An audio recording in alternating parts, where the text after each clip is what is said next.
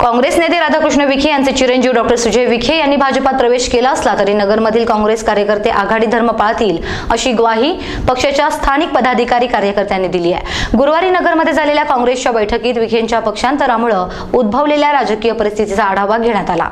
विरोधी पक्षनेते राधाकृष्ण विखे पाटील यांचे पुत्र डॉक्टर सुजय विखे पाटील यांच्या भाजपा प्रवेशानंतर स्वतः राधाकृष्ण विखेंच्या राजकीय वाटचालीबाबत उलटसुलट चर्चा सुरू झाल्यात। त्यातच नगरमध्ये काँग्रेस पदाधिकारी कार्यकर्ते कोणती भूमिका घेतात याकडे सर्वांचंच लक्ष लागलंय।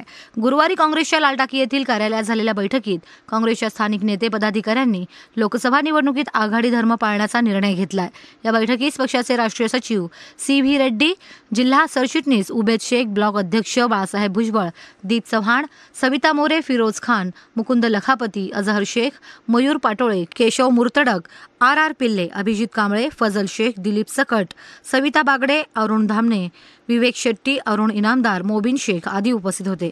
उबेद शेख, बाळासाहेब भुजबळ आदी पदाधिकाऱ्यांनी सुजय विखेंच्या पक्षांतराबाबत अधिक भाष्य न करता नगरमधील काँग्रेस आघाडी धर्माचं पालन करेल असं स्पष्ट केलं।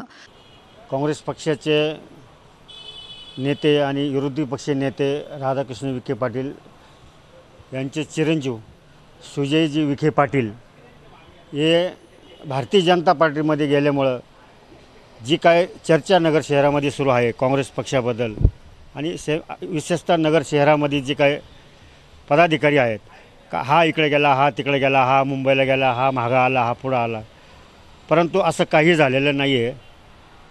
कालच नगर शहराच्या या सर्व घडामोडीच्या हे विचार घेऊन काल मीटिंग घेतली आणि त्या मीटिंगला जी काही लोक उपस्थित राहिले आणि आम्ही काँग्रेस पक्षाबरोबरच राहणार आहे आणि पक्ष देईल ते आदेश मानून आघाडीचा धर्म पाळणार आहे। आणि नगर लोकसभा दक्षिणची जागा राष्ट्रवादीकडे आहे, त्याच्यामुळं काँग्रेसचा उमेदवार नाही आहे, परंतु पक्षाच्या ह्याच्याप्रमाणे जे काही निर्णय येतील, जे काही राष्ट्रवादीचा उमेदवार असेल त्याप्रमाणे पक्षाचे सर्व निष्ठावान कार्यकर्ते काम करतील आणि आघाडीचा धर्म पाळतील। राजकीय उलथापालथ मोठ्या प्रमाणात अहमदनगर जिल्ह्यामध्ये झालेली दिसून येते।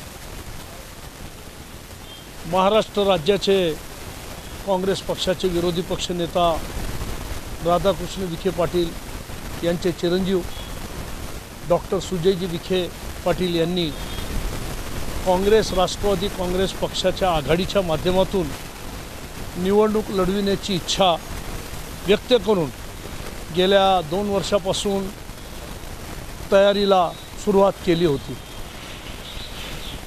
नुकतेच जेव्हा त्यांच्या लक्षात आलं की काँग्रेस राष्ट्रवादी काँग्रेस आघाडीचे आपण उमेदवार होऊ शकत नाही आणि राष्ट्रवादी काँग्रेस ही जागा सोडावयास तयार नाही, तेव्हा त्यांनी भारतीय जनता पार्टीमध्ये त्या ठिकाणी प्रवेश केला।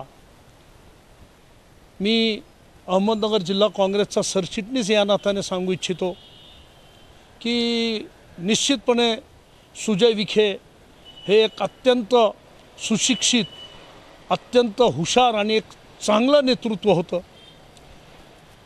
त्यांनी इच्छा व्यक्त केली होती, राजकीय इच्छा असावी, त्यांनी इच्छा व्यक्त केली, मात्र काही राजकीय घडामोडींमध्ये तडजोडींमध्ये त्यांना ह्या ठिकाणी लढण्याची संधी मिळाली नाही, लढण्याची संधी प्राप्त झाली नाही। ते थोडंसं थांबले असते तरी चाललं असतं असं माझं एक काँग्रेसजन म्हणून माझं त्यांच्या बाबतीत मत आहे। नाहीतरी राधाकृष्ण विखे पाटील विरोधी पक्षनेता आहेतच, आमच्या शालिनीताई विखे पाटील या जिल्हा परिषदेच्या अध्यक्ष आहेतच। ह्या ठिकाणी काँग्रेस पक्षाचा उमेदवार नगर दक्षिणेला जरी नसला, नगर उत्तरेला काँग्रेस पक्षाचा उमेदवार आहे, काँग्रेस राष्ट्रवादीच्या आघाडीचे उमेदवार ह्या महाराष्ट्रामध्ये आघाडी म्हणून लढत आहेत। काँग्रेस पक्षाच्या आघाडी धर्म या नात्यानं काँग्रेस पक्ष जो आदेश आम्हाला देईल त्या आदेशाला अनुसरून आम्ही काँग्रेस पक्षाच्या आणि काँग्रेस राष्ट्रवादी आघाडीच्या उमेदवारांचंच अत्यंत मनापासून काम करू, एवढंच या निमित्ताने सांगतो आणि थांबतो। प्रतिनिधी मयूर नवगिरे, महानगर न्यूज ब्युरो, अहमदनगर।